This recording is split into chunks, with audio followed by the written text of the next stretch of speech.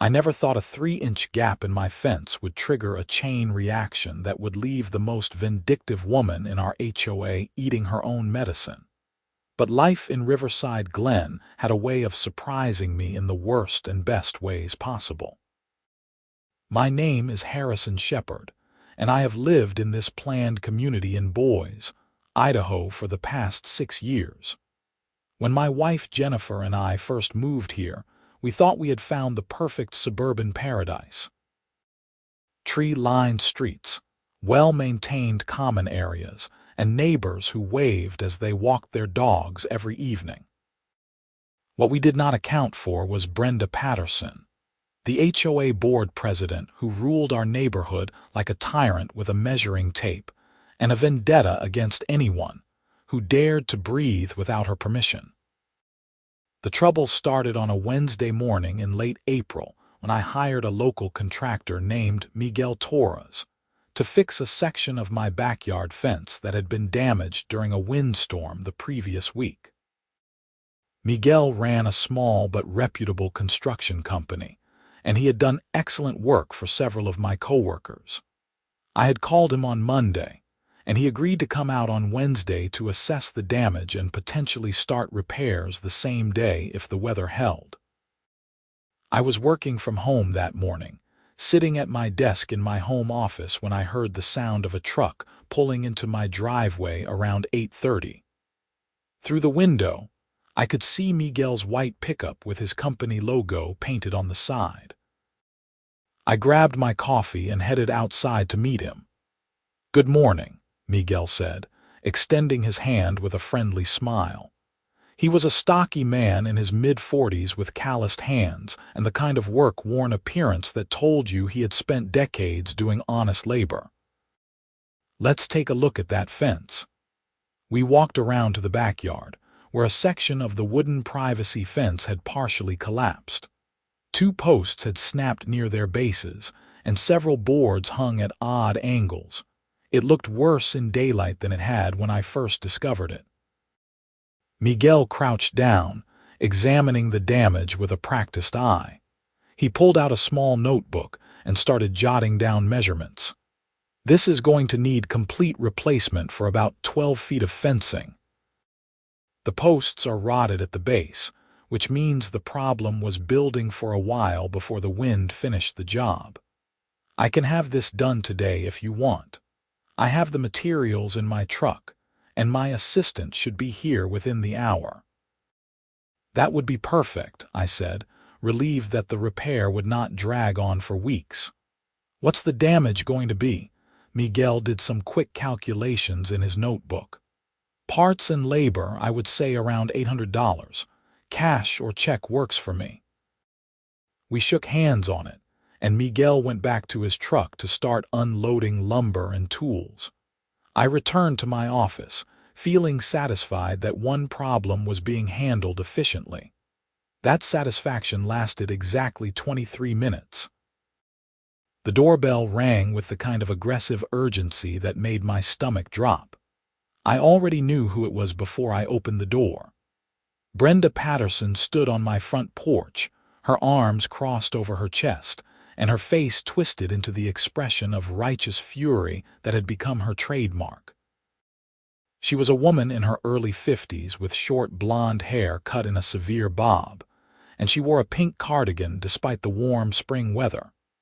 In her hand, she clutched a manila folder that I knew contained printed copies of HOA bylaws, ready to be cited at a moment's notice. "Harrison," she said, not bothering with pleasantries, "we need to talk about the unauthorized construction happening in your backyard." I kept my voice calm, though I could already feel my blood pressure rising.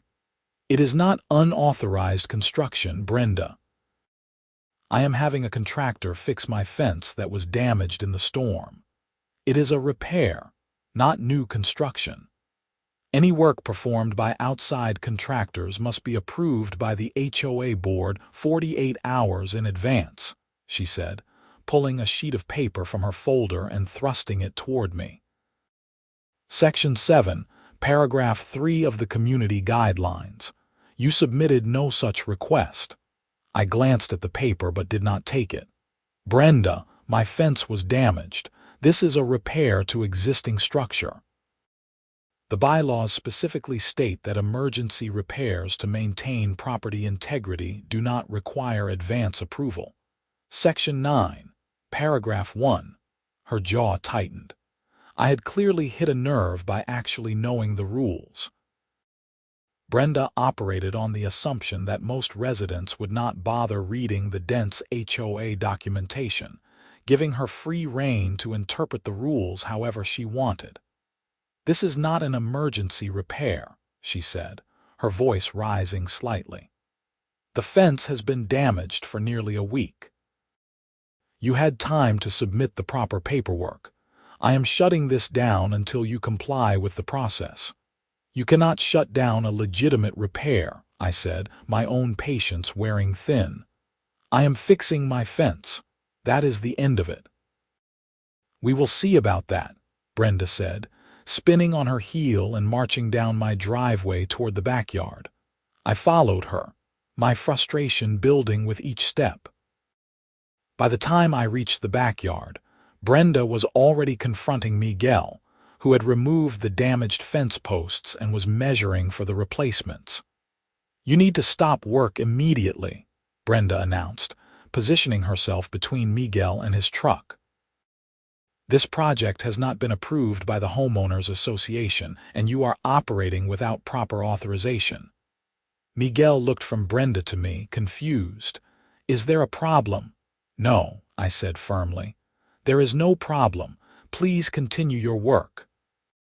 "Yes, there is a problem," Brenda countered. "I am the HOA president, and I am ordering you to cease all work on this property until the proper permits and approvals have been obtained." Miguel set down his measuring tape, clearly uncomfortable with being caught in the middle of a dispute. "Look, I do not want to cause trouble. Maybe we should sort this out first." "There is nothing to sort out," I said, shooting Brenda a look that could have melted steel. "She is overstepping her authority. You have every right to continue working." Brenda pulled out her phone. "If you do not stop work immediately, I will be forced to call the City Code Enforcement Office and report an illegal construction project. I will also file a formal violation with the HOA, which will result in daily fines until the issue is resolved." Miguel held up his hands in a placating gesture. "Listen, I have been doing this for 20 years, and I have learned not to get involved in HOA drama. Mr. Shepard, why do not you sort this out with your HOA and then give me a call when it is cleared up? I have other jobs I can work on in the meantime." "Miguel, you do not have to leave," I said, desperation creeping into my voice. "She cannot legally stop you from doing this work," but Miguel was already gathering his tools. "I am sorry, man. I really am. But I cannot afford to get into a situation where the city might flag my business. Just get the paperwork sorted and I will come back. Should only take a day or two, right?" He looked at Brenda when he said that last part, and she gave him a smile that would have been sweet if it were not laced with venom. "If Mr. Shepard submits the proper request form, the board will review it at our next meeting, which is scheduled for 2 weeks from now. If approved, work can resume 48 hours after that." "2 weeks," I said, my voice loud enough to startle a bird from a nearby tree. "That is ridiculous. My fence is falling apart." "Then you should have followed proper procedure," Brenda said smugly. "The rules exist for a reason, Harrison. We cannot have people doing whatever they want without oversight. It leads to chaos." Miguel finished loading his tools into his truck, offering me an apologetic shrug. "Call me when you get it sorted out. I really am sorry about this." I watched his truck pull away, feeling a mixture of rage and helplessness. Brenda stood in my backyard like a conquering general, her arms crossed and a satisfied smile on her face. "I will be submitting a formal complaint about this," I said through gritted teeth. "You are welcome to," she replied.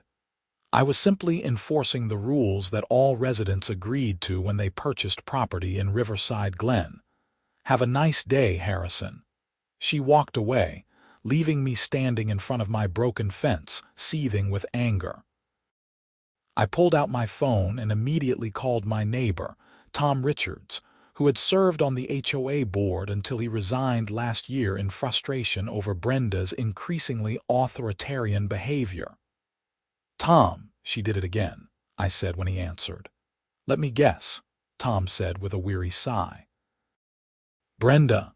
She just chased off my contractor. I am trying to fix my fence and she is claiming I need board approval that will take 2.5 weeks to get." Tom was quiet for a moment. "Did you submit a request form for a repair?" "No. The bylaws say emergency repairs do not require approval." "They do," Tom agreed. "But Brenda has been reinterpreting that clause to mean only repairs that pose an immediate safety hazard. Everything else, according to her, requires approval." "That is not what the bylaws say," I protested. "I know. But unless someone is willing to challenge her formally, she will keep doing this. She has made life miserable for half the neighborhood. Mrs. Chen got fined $300 for planting roses in her front yard without approval. The Johnsons almost got liens put on their house because their kid left a skateboard on the driveway overnight, and Brenda claimed it violated the no outdoor storage rule. "This is insane," I said, rubbing my temples. "There has to be something we can do." "There is," Tom said. "You can lawyer up and fight her, or you can wait for her to screw up badly enough that the rest of the board forces her out. Those are really your only options." I thanked Tom and hung up, staring at my damaged fence. The thought of hiring a lawyer to fight the HOA over a fence repair seemed absurd, but the idea of waiting nearly 3 weeks while my backyard remained in disrepair was equally unacceptable. I decided to take the path of compliance, if only to get this resolved quickly, even though it felt like surrendering to a bully. I spent the next hour navigating the HOA's website, trying to find the proper forms. The website was poorly designed and outdated, with broken links and PDF files that would not download properly. Eventually, I found a generic project request form that seemed to apply to any type of work a homeowner might want to do. I filled it out, attaching photos of the damaged fence and a written explanation that this was a repair of existing structure damaged by weather. I submitted the form electronically and also printed a copy that I personally delivered to Brenda's house, which was 4 streets over from mine. She answered the door with a surprised expression, clearly not expecting me to comply so quickly. "I have submitted my request form," I said, handing her the printed copy, "both electronically and here in person, so there can be no claim that it was not received." She took the paper, glancing over it with a critical eye. "The board will review this at our next meeting." "When is the next meeting?" I asked. "May 10th, she said. "That is over 2 weeks away," I said, trying to keep my voice level. "Is there any way to expedite this?" "It is just a fence repair. The board meets on a regular schedule," Brenda replied, her tone suggesting that the discussion was over. "Your request will be reviewed in the order it was received." "I am the only one with a pending request," I said, my frustration bubbling over again. "There is no order. You could approve this in 5 minutes if you wanted to." "The process exists for a reason," she repeated, using the same condescending tone from earlier. "I will see you at the meeting if you wish to present your case in person." She closed the door before I could respond, leaving me standing on her porch feeling like I had just been dismissed by a particularly unpleasant bureaucrat. The next 2 weeks were torture. Every time I looked out my back window, I saw the broken fence mocking me. Several boards had fallen completely off, leaving gaps that allowed anyone walking down the alley behind my house to see directly into my backyard. It was not just an eyesore, but also a privacy issue. I spent those weeks doing research. I read through every single page of the HOA bylaws, looking for ammunition I could use at the board meeting. I also talked to other neighbors who had run afoul of Brenda's rules. The stories were remarkably similar. She would find minor violations, blow them out of proportion, and use the threat of fines to bully people into compliance. Several residents had simply moved away rather than deal with her, which seemed to be exactly what she wanted. I also learned something interesting. Brenda had been planning a major kitchen renovation for months. According to my neighbor Susan, who lived next door to Brenda, the project was supposed to start in mid-May. Brenda had been bragging about it at various neighborhood gatherings, showing off design plans and talking about the custom cabinets she had ordered from some high-end supplier in Seattle. An idea started forming in my mind, but I pushed it aside. I did not want to stoop to her level. I just wanted my fence fixed. The board meeting finally arrived on the evening of May 10th. It was held in the community center, a small building near the neighborhood entrance that was used for various social events and official business. I arrived 15 minutes early and was surprised to see that at least 20 other residents had shown up, far more than usually attended these meetings. Tom Richards was there, along with the Johnsons, Mrs. Chen, and several other people I recognized from around the neighborhood. It seemed word had spread that someone was actually challenging Brenda, and people wanted to see how it played out. The board consisted of 5 members. Brenda sat in the center as president, flanked by 4 other residents who looked distinctly uncomfortable with the crowd.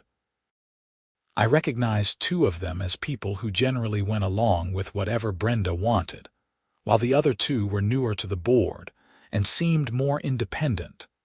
Brenda called the meeting to order with a sharp rap of her gavel. She went through the standard preliminaries, reading minutes from the last meeting and discussing some minor financial matters. Then she reached the agenda item I had been waiting for.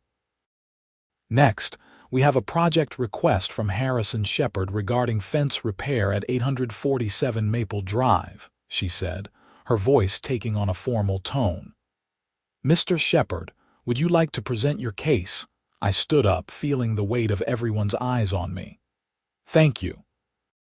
As you know, my fence was damaged in the windstorm on April 19th. 2 posts were broken, and several boards were knocked loose. This is not cosmetic damage.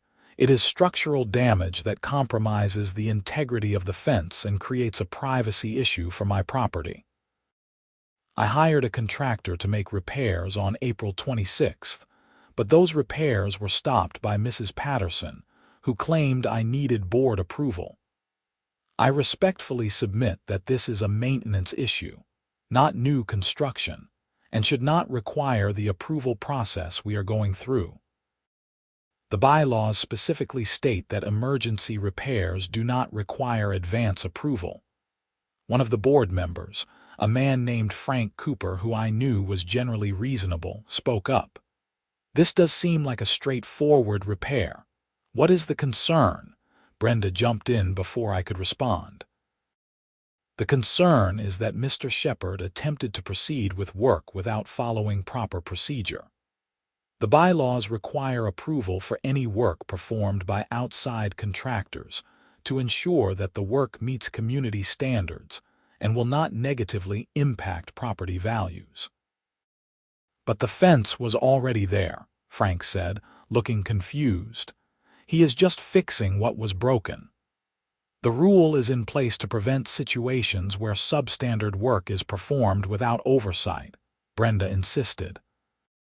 If we allow residents to hire any contractor they want without vetting, we could end up with shoddy repairs that bring down the quality of the entire neighborhood.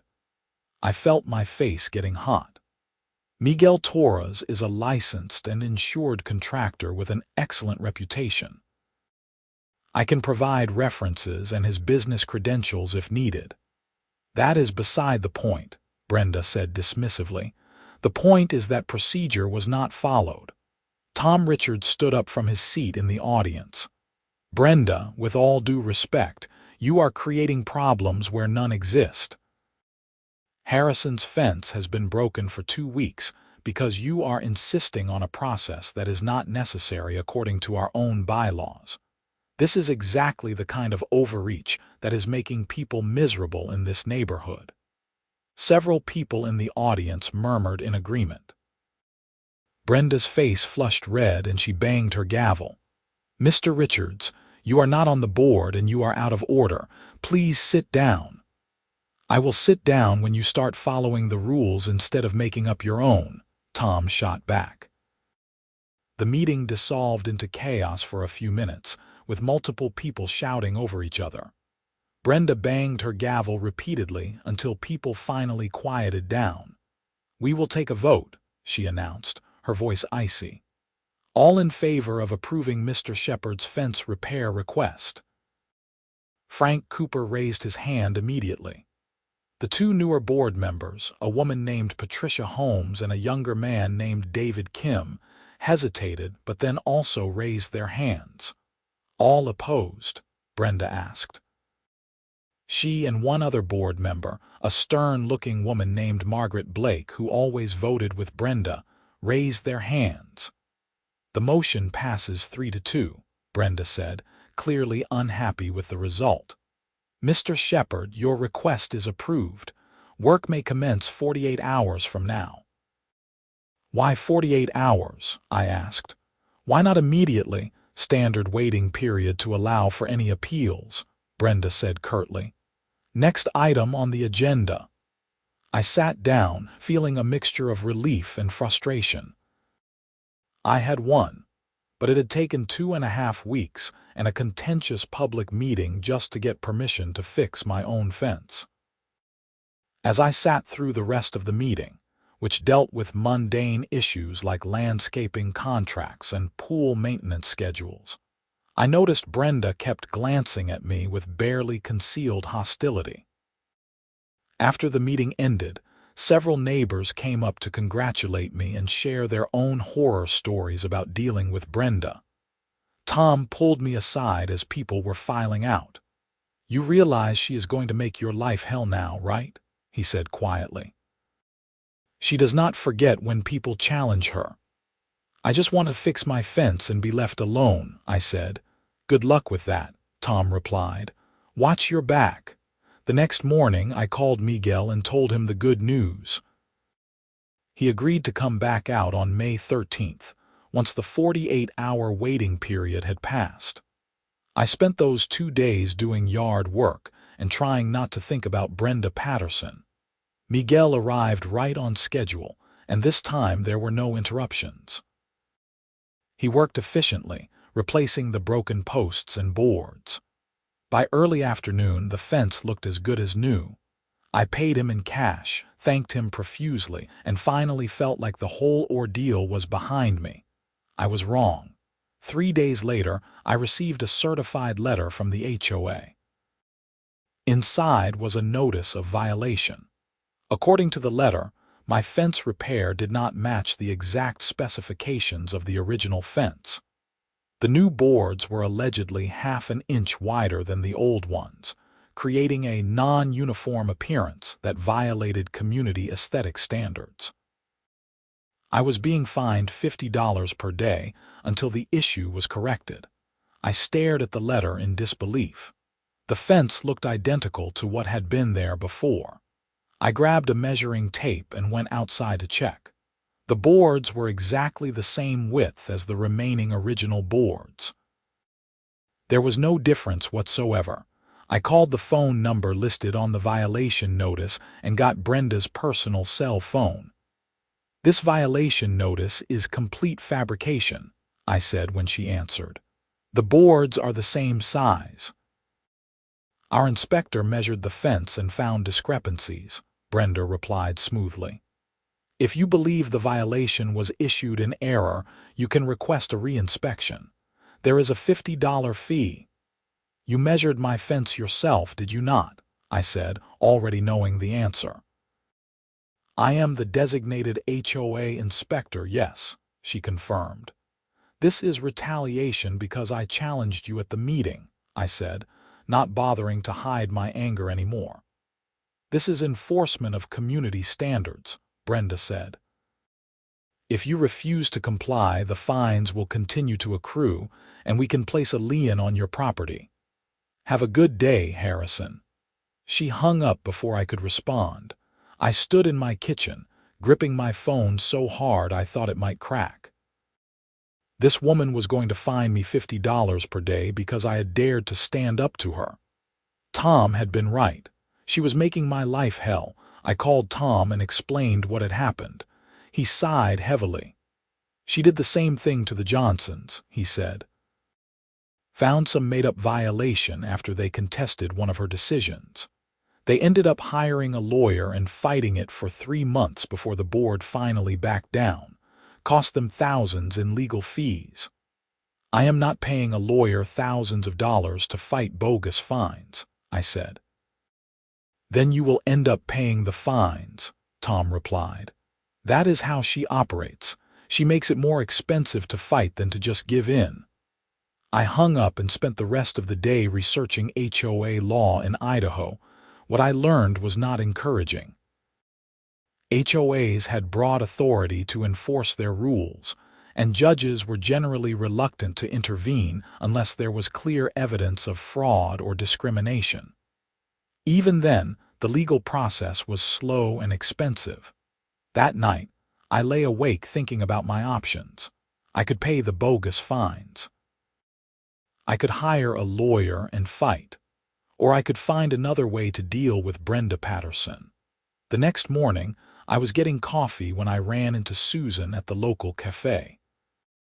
She looked stressed, and when I asked if everything was okay, she launched into a story about Brenda that made my own problems seem almost minor. She is driving me crazy, Susan said, stirring her latte with agitated movements. Ever since I mentioned at the last block party that I thought some of the HOA rules were too strict, she has been watching my house like a hawk. Last week, she knocked on my door at 7 in the morning to tell me that my trash cans were visible from the street 3 minutes past the allowed time. 3 minutes, Harrison. She must have been standing there with a stopwatch. She is out of control, I agreed. And now she is being impossible about her own contractor, Susan continued. You know she is having her kitchen redone, right? I nodded, remembering what I had heard about Brenda's renovation plans. Well, the contractor was supposed to start last week, but apparently there has been some issue with permits or materials or something. She has been on the phone constantly, yelling at people. I can hear her through the walls. Yesterday, she was screaming at some poor person from the cabinet company because there was a delay in the shipment. An idea clicked into place in my mind. When is the work supposed to start? I think they were hoping to begin this week, but it keeps getting pushed back, Susan said. Why? Just curious, I said, though my mind was already racing with possibilities. Over the next few days, I did some investigating. I drove by Brenda's house several times and noticed a portable storage container had been delivered to her driveway. Through casual conversations with neighbors, I pieced together the details of her renovation. She was doing a complete kitchen overhaul, including new appliances, custom cabinets, countertops, and flooring. The contractor was a company called Premier Home Renovations, which had a good reputation in the boys' area. I also learned that Brenda had been planning this renovation for over a year and had saved extensively for it. She had been bragging about the custom cabinets, which were apparently made by some exclusive craftsmen and cost more than my car. The project was supposed to take 3 weeks, and she had arranged to have a temporary kitchen set up in her dining room during the work. On May 20th, I saw a truck from Premier Home Renovations pull up to Brenda's house. Two workers got out and started unloading tools. I watched from my car, parked a discreet distance away. The workers were inside for maybe 10 minutes before they came back out, talking to each other with frustrated expressions. They loaded their tools back into the truck and drove away. That was interesting. I waited a few hours and then walked over to Brenda's house, pretending to be out for an afternoon stroll. As I passed, I could see through the front window that her kitchen was in the exact same condition as before. No work had been started. The next day, I received another letter from the HOA. My fines had now accumulated to $400 for the alleged fence violation. The letter informed me that if the issue was not resolved within 7 days, the HOA would initiate lien proceedings against my property. I sat at my kitchen table, staring at the letter and feeling a cold anger settle over me. Brenda was going to keep coming after me unless I found a way to stop her. And then, like a gift from the universe, I realized exactly how to do it. I pulled up the HOA bylaws on my computer and started reading through them again, this time looking for something specific. It took me almost 2 hours, but I finally found what I needed. Section 12. Paragraph 7 stated that any board member planning construction or renovation work on their own property must submit the same request forms and obtain the same approvals as any other resident. Furthermore, board members were held to heightened standards of compliance to set an example for the community. I checked the HOA website to see if Brenda had submitted a request form for her kitchen renovation. There was nothing. I searched through meeting minutes from the past 6 months. No mention of any approval for work at Brenda's address. She had not followed her own rules. I spent the entire evening documenting everything. I printed out the relevant bylaw sections, screenshots of the website showing no submitted request, and copies of meeting minutes. I also drafted a formal complaint letter citing the specific violations and requesting that all work at Brenda's property be suspended until proper approvals were obtained. The next morning, I submitted my complaint through the HOA website and also sent copies via certified mail to each board member individually. I wanted to make sure everyone saw it, not just Brenda. Then I waited. 2 days later, I got a phone call from Frank Cooper, the reasonable board member who had voted in favor of my fence repair. "Harrison, I received your complaint about Brenda's kitchen renovation," he said. He sounded tired. "You are right. She never submitted the proper paperwork or obtained approval from the board." "So what happens now?" I asked. "Well, according to the bylaws, work has to stop until the board reviews and approves the project," Frank said. "We are calling an emergency meeting for tomorrow night to discuss it." "Will Brenda be voting on her own project?" I asked. "No, she will have to recuse herself due to conflict of interest. It will be the 4 of us making the decision." I thanked Frank and hung up, feeling a grim satisfaction. Brenda had been so focused on making my life difficult that she had not bothered to follow the same rules she enforced on everyone else. The emergency board meeting was not open to general attendance, but Tom Richards texted me updates throughout. According to him, Brenda tried to argue that board members were exempt from the approval process, but Frank and the other board members shut that down immediately. The bylaws were clear. Everyone had to follow the same rules, including board members. The vote was unanimous. Brenda's kitchen renovation could not proceed until she submitted proper request forms and received board approval. Since the next regular meeting was not until June 14th, and emergency meetings could only be called for urgent community matters, not individual project approvals, her renovation was effectively halted for at least 3 weeks. Tom called me after the meeting ended. "You should have seen her face," he said, and I could hear the smile in his voice. She looked like she was going to explode. She kept insisting that this was different, that she had been planning this for a year, that the contractor's schedule could not accommodate another delay. But the other board members were not having it. David Kim actually quoted her own words back to her about how rules exist for a reason, and we cannot have people doing whatever they want without oversight. "Good," I said simply. "There is more," Tom continued. "Frank told her that your fence violation was being rescinded. He said if the board was going to enforce the rules, they needed to enforce them fairly, and your fence clearly meets all requirements. Your fines are being waived." I felt a weight lift off my shoulders that I had not realized I was carrying. "Thank you for letting me know. You did a good thing here," Tom said. "Maybe this will finally make her realize she cannot just bully people." I was not so sure about that, but I appreciated the sentiment. The next few days were quiet. I did not hear anything from Brenda, which was almost more unnerving than her constant harassment. I went about my normal routine, working from home and enjoying my repaired fence. Then, on a Saturday morning, Susan called me, her voice excited and slightly frantic. "Harrison, you need to come over here," she said. "Right now." "What is going on?" I asked, already grabbing my keys. "Just come. You will want to see this." I drove over to Susan's house, which was next door to Brenda's.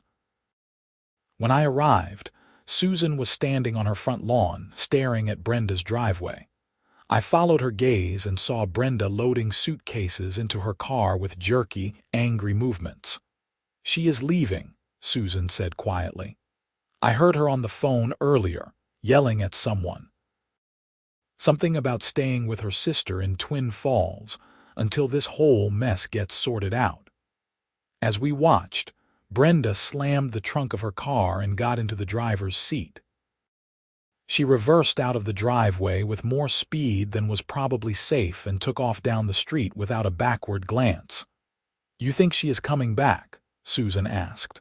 "Eventually," I said, "but this might give everyone a break for a while." Susan looked at me with a knowing expression. "I heard what you did, about the complaint. That was brilliant." "I just held her to the same standards she holds everyone else," I said. "Well, the whole neighborhood is grateful," Susan replied. "People are already talking about trying to vote her off the board at the annual election in October." That was news to me, but welcome news. If enough residents were fed up with Brenda's behavior, there might actually be a path to getting her removed from power. The next 3 weeks were the most peaceful I had experienced since moving to Riverside Glen. Without Brenda prowling the streets looking for violations, the neighborhood relaxed. People left their trash cans out a few minutes past the deadline without fear of fines. Kids played in front yards without being told they were creating too much noise. It was like the entire community exhaled a collective breath they had been holding for years. The regular board meeting in mid-June finally arrived. I attended, curious to see what would happen with Brenda's project request. The community center was packed again, with even more residents than had shown up to my fence meeting. Word had spread about what had happened, and people wanted to see how the board would handle it. Brenda was there, sitting ramrod straight in her chair at the board table. She looked thinner than I remembered, and there were dark circles under her eyes. She avoided making eye contact with anyone in the audience. The meeting progressed through routine business until Frank Cooper reached the agenda item everyone was waiting for. "Next, we have a project request from Board President Brenda Patterson regarding kitchen renovation at 624 Oak Street," he said. "Mrs. Patterson, would you like to present your request?" Brenda stood up, her hands clasped tightly in front of her. "As you all know, I have been planning a kitchen renovation for some time. This is a complete overhaul of an outdated kitchen that has not been updated since the house was built in 1998. The work includes new cabinets, countertops, appliances, flooring, and some minor electrical and plumbing updates. All work will be performed by Premier Home Renovations, a licensed and insured contractor. I have included their credentials in my submission, along with detailed plans of the proposed work. Her voice was flat, reciting facts without the usual condescending tone. It was clear this whole situation had rattled her. Frank looked at the other board members. "Does anyone have questions or concerns about this request?" David Kim spoke up. "I have reviewed the plans and everything seems to be in order. The work is all interior, so there will not be any impact on the exterior appearance of the property. I move to approve the request." "Second," Patricia Holmes said. "All in favor?" Frank asked. All 4 board members raised their hands. Brenda had recused herself from voting, sitting with her hands folded on the table. "The motion passes unanimously," Frank said. "Mrs. Patterson, your renovation is approved. Work may begin 48 hours from now." Brenda nodded stiffly. "Thank you." The meeting continued, but I barely paid attention to the rest. I had done what I set out to do. Brenda had been forced to follow her own rules, and in the process, her renovation had been delayed by exactly 3 weeks from when her contractor was originally supposed to start.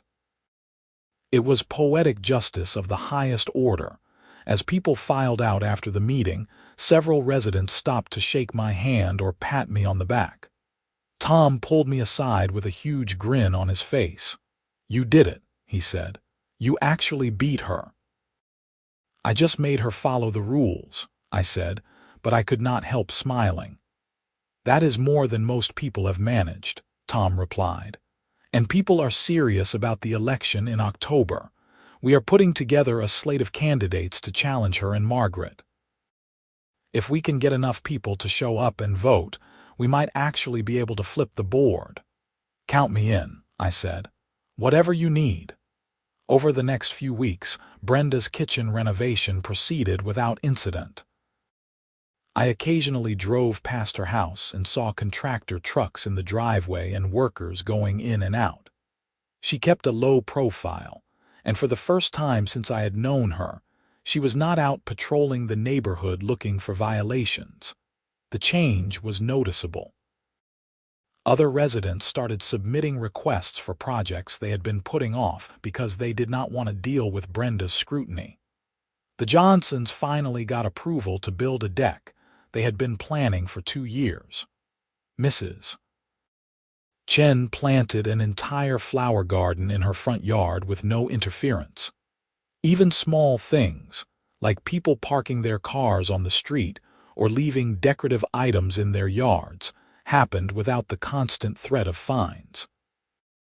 In July, Tom organized a neighborhood barbecue at the community center. It was the first social event in years that actually felt social rather than like a thinly veiled HOA enforcement meeting. People laughed, kids ran around playing games, and there was a genuine sense of community that had been missing for a long time. I was manning the grill, flipping burgers, when Susan approached with a conspiratorial look on her face. "You will never believe what I just heard," she said, keeping her voice low. "What?" I asked, curious despite myself. "Brenda is thinking about resigning from the board," Susan said. "Apparently, the whole situation with her kitchen renovation really embarrassed her. Plus, I think she realized that people are serious about voting her out in October, and she does not want the humiliation of being removed." "Where did you hear this?" I asked.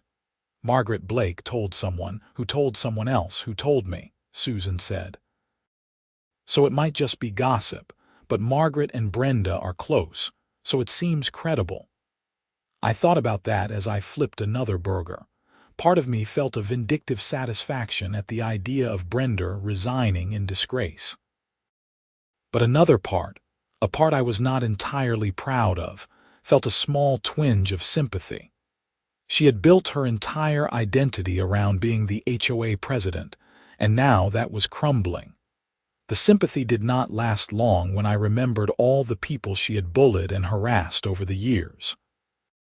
She had created this situation through her own actions. If she was feeling the consequences, that was on her. In August, the rumor became reality. Brenda submitted a formal letter of resignation to the board, citing personal reasons and a desire to focus on her family. The board accepted the resignation, and Frank Cooper was appointed as interim president until the October election. The change was immediate and dramatic. Frank's approach to the HOA was fundamentally different from Brenda's. He focused on actual community issues like maintaining common areas and organizing social events, rather than nitpicking individual residents over minor infractions. Violations were only issued for serious problems, and even then, residents were given reasonable time frames to address issues and opportunities to dispute claims they felt were unfair. The neighborhood transformed. People actually started talking to each other again without fear that their conversations might be overheard and used against them. Kids played outside without being told they were violating noise ordinances. The atmosphere shifted from oppressive to genuinely pleasant. In September, Tom and his group of reform-minded residents put together their candidate slate for the October election.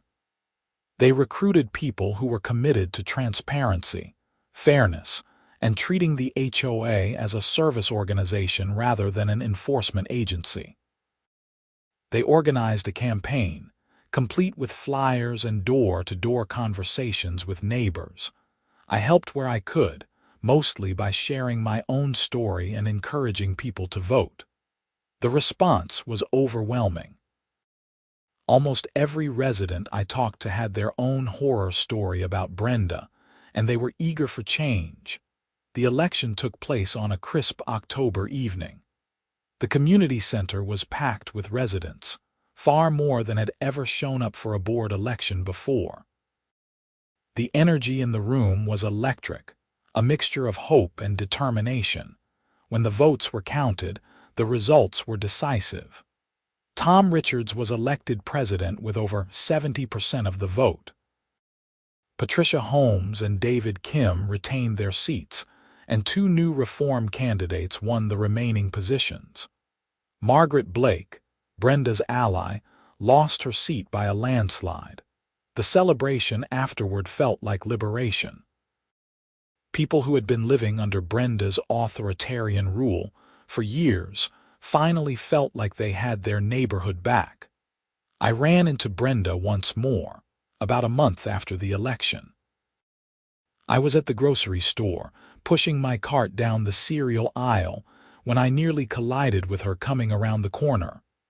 We both stopped, staring at each other in awkward silence.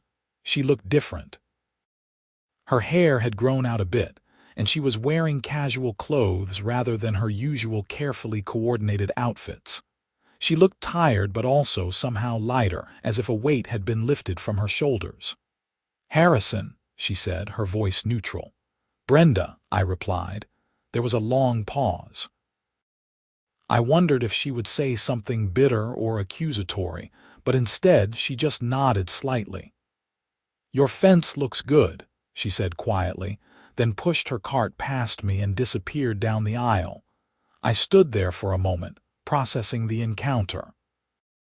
It was not an apology, but it was something. An acknowledgement, perhaps, that things had gotten out of hand. Or maybe I was reading too much into a simple comment about a fence. Either way, it felt like closure. Life in Riverside Glen continued to improve under the new board. Tom and his colleagues implemented reforms that made the HOA more responsive and less intrusive. They created a streamlined approval process for common repairs and maintenance that did not require full board review. They established clear criteria for what constituted a legitimate violation versus normal homeowner activities.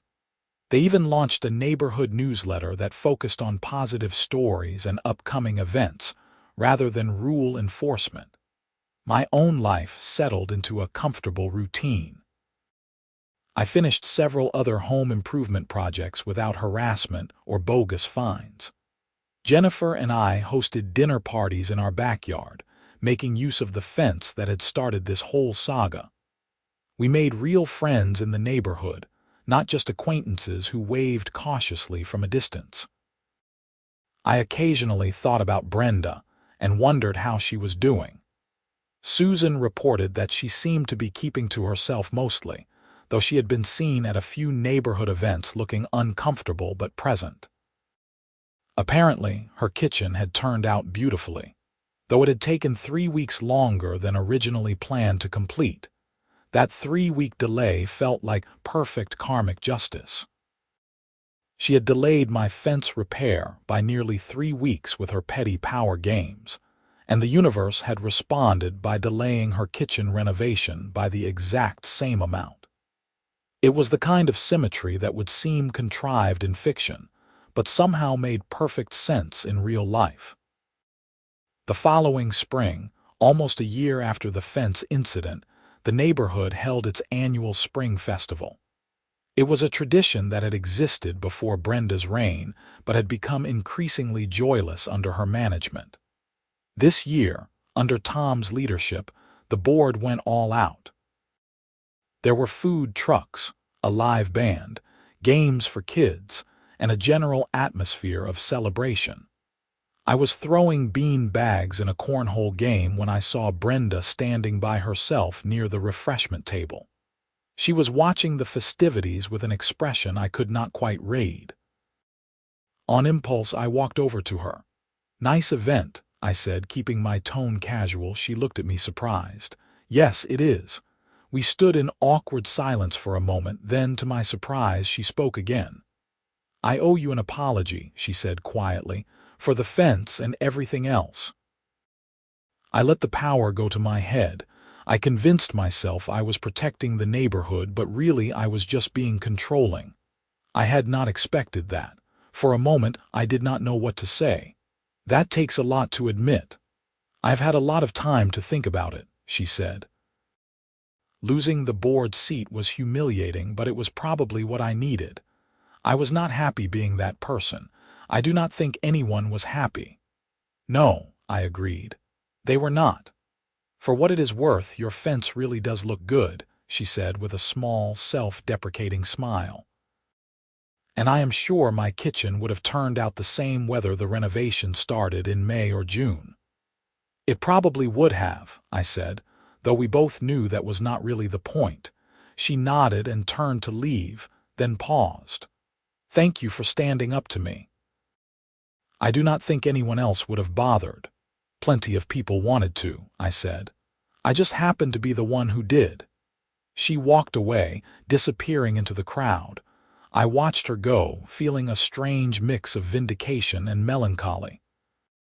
Brenda Patterson had been the villain of my story, the petty tyrant who had made life miserable for an entire neighborhood.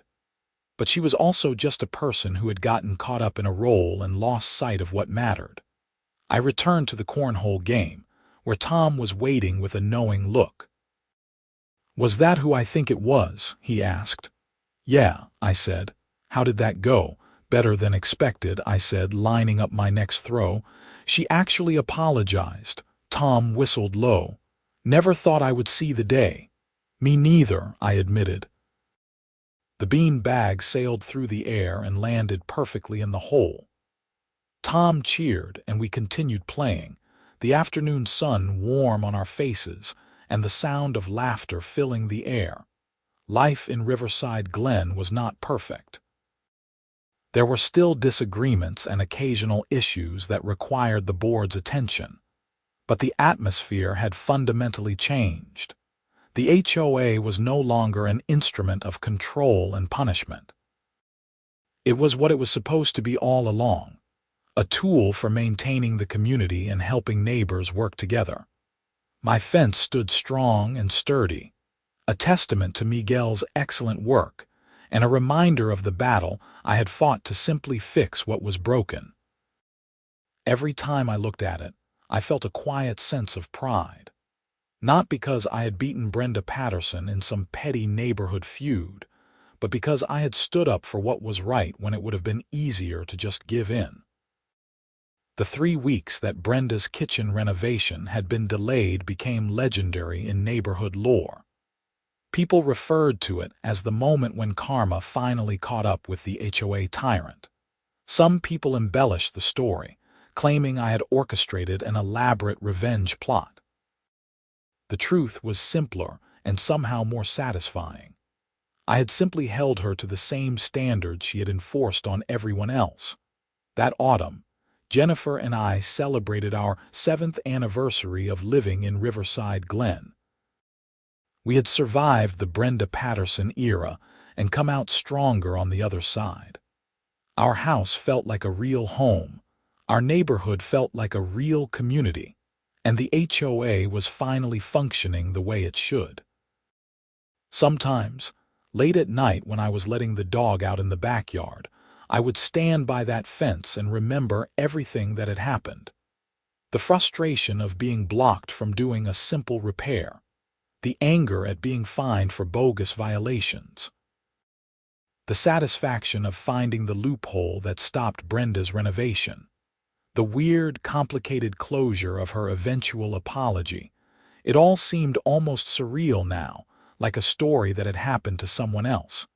But the fence was real, solid under my hand. And the community we had built, or rebuilt, was real too. That was enough. I never sought out conflict with Brenda after that spring festival conversation. We became the kind of neighbors who acknowledged each other with polite nods when our paths crossed, but otherwise lived separate lives. She seemed genuinely different, less rigid and watchful. Whether that change was permanent or just a temporary reaction to losing her position of power, I could not say. But I chose to take it at face value. Tom Richards proved to be an excellent HOA president. He served for 2 years before stepping down to focus on his career. But by then, he had established systems and precedents that kept the organization running smoothly. The board members who succeeded him continued the reform-minded approach, and Riverside Glen became known in the wider Boise area as a model for how an HOA should operate. I served on the Architectural Review Committee for a year, helping to evaluate project requests from other homeowners.